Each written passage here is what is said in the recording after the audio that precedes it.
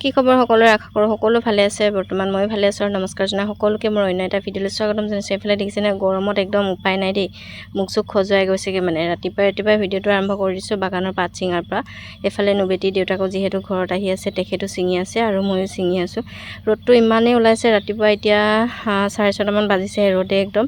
খাওঁ মূৰ্তি কৰি আহিছে দেখিছে নহয় কি যে গৰমত মানে উপায় নোহোৱা হৈ গৈছে দেই তথাপিও কি কৰিব পাত ছিঙিটো দিবই লাগিব আৰু দেখিছে নহয় গোটেই এফালে চাহ বাগানৰ মাজত মানে হালধি গজি গৈছে এইফালে মোৰ 1 মোনামান ছিঙি লোৱা হৈ গ'ল আৰু ইফালে ইটো বেডত মানে নুবেটিৰ দেউতাকে ছিঙি আছে এইফালে মই ছিঙি আছোঁ মই ছিঙি মেলি আকৌ স্কুলো যাব লাগিব যিহেতু গৰম বন্ধ দিবহি হ'ল পাত চাত ছিঙি গা চা ধুই আজৰি হৈ গ'লোঁ ৰাতিৰে অনা মাছ আছিলে 2 পিচমান তাকে ৰঙলা আগ দি পিনে বইল কৰিছোঁ এনেদৰে ৰঙলা আগ দি মাছ বইল কৰি খাই পাইছে নাই কমেণ্ট কৰি জনাবচোন যদি নাই পোৱা এবাৰ নিশ্চয় খাই চাব খাবলৈ খুবেই ধুনীয়া হয় ৰেচিপি ভিডিঅ' মই পিছত দিম বাৰু ৰঙলা আগ আৰু মাছৰ বইল ৰেচিপি মাছ আৰু ৰঙলা আগখিনি ধুনীয়াকৈ বইল কৰি ল'লোঁ আৰু 6-7টামান পটল ছিঙি আনিলোঁ বাৰীৰে তাকে ভাবিছোঁ অলপমান পটলকে ভাজি দিওঁ সময়ো দেৰি হৈ গৈছে নুবেটি কালি ঘৰত গৈছিলোঁ মাহঁতৰ ঘৰত থাকি আহিলে আজি স্কুল বন্ধ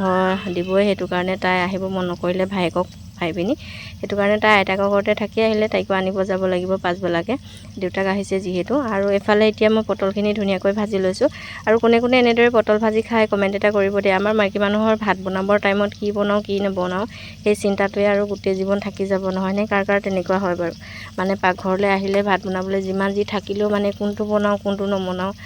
ল'ৰাই এটা খাব এটা নাখাব আকৌ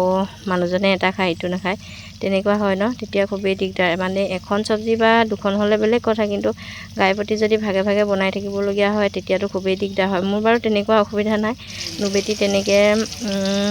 সিটো ইমান নাখায় যদিও নুবেটিৰ দেউতাকে কিন্তু বস্তা চিষ্টেমটো নাই আৰু দেই আৰু ভাত পানী খাই আজৰি হৈ মই আহি গ'লোঁ স্কুললৈ বুলি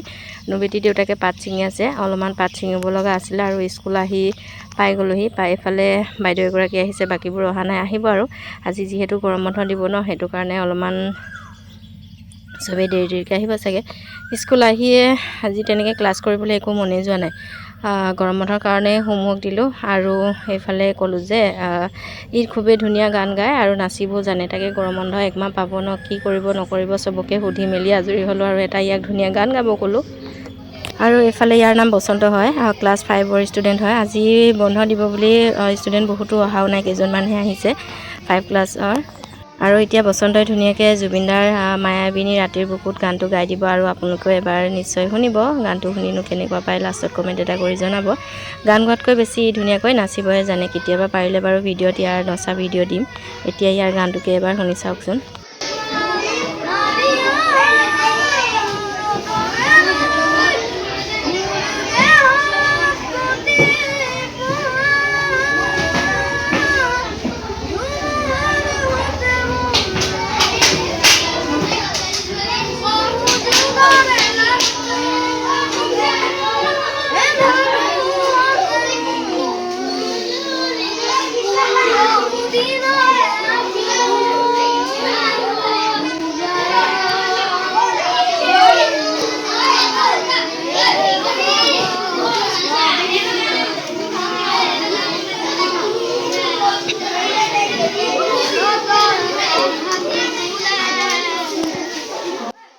ক্লাছবিলাকত হুলস্থুল হৈ আছে যিহেতু গৰম বন্ধ আজি দিব সেইটো কাৰণে ভালদৰে ক্লাছ কৰাই হোৱা নাই প্ৰত্যেকে নিজৰ হোমৱৰ্ক দি ল'লে আৰু অলপ কিছুমানে খেলালে মই গানকে গোৱালোঁ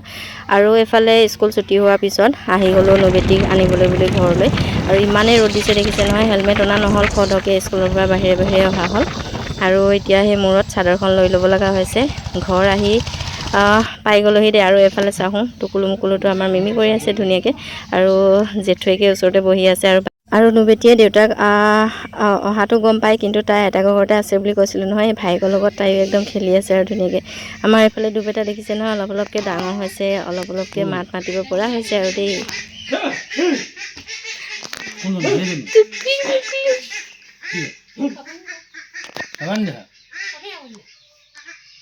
চিঞৰি থকাটো ঘৰৰে হাঁহ। ভণ্টিয়ে কৈছে ইয়াকে মাৰি খাব লাগে, ইমানকৈ চিঞৰি আছে বোলে। আৰু অলপ টাইম দুবেটাৰ লগত কটালোঁ, কাৰণ বহুত দিনৰ মূৰত আহিছোঁ, তেনেকৈ আহিবলৈ সময় নোপোৱা হৈছোঁ স্কুলৰ পৰা। ভাত পানী খাই আমি ঘৰলৈ বুলি আহিলোঁ, যিহেতু ঘৰত অলপ কাম আছিলে। আৰু এইফালে পটলৰ চাংখন অলপমান বহল কৰিবলগীয়া আছিলে, দেখিছে নহয়। ইখন চাঙত মানে পটলখিনি বগাই তললৈ ডুব খাই গৈছে, সেইটো কাৰণে নুবেটিৰ দেউতাকে আকৌ এখন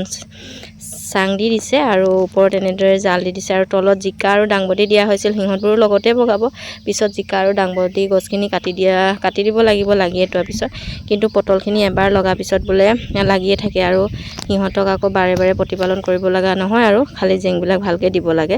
আৰু ঘৰ আহি পালোহি এতিয়া 3:30মান বাজিছে। হ'লেও ৰ'দটো দেখিছে নহয়, মোৰ কপালখন গোটেই ঘামৰ টোপালে অৱস্থা নাইকিয়া হৈ আছে। মানে ইমানেই গৰম, কি ক'ব পৰা নাই এইকেইদিন গৰম। আৰু গৰমটো দিয়াৰ কাৰণে ভালেই হৈছে বাৰু।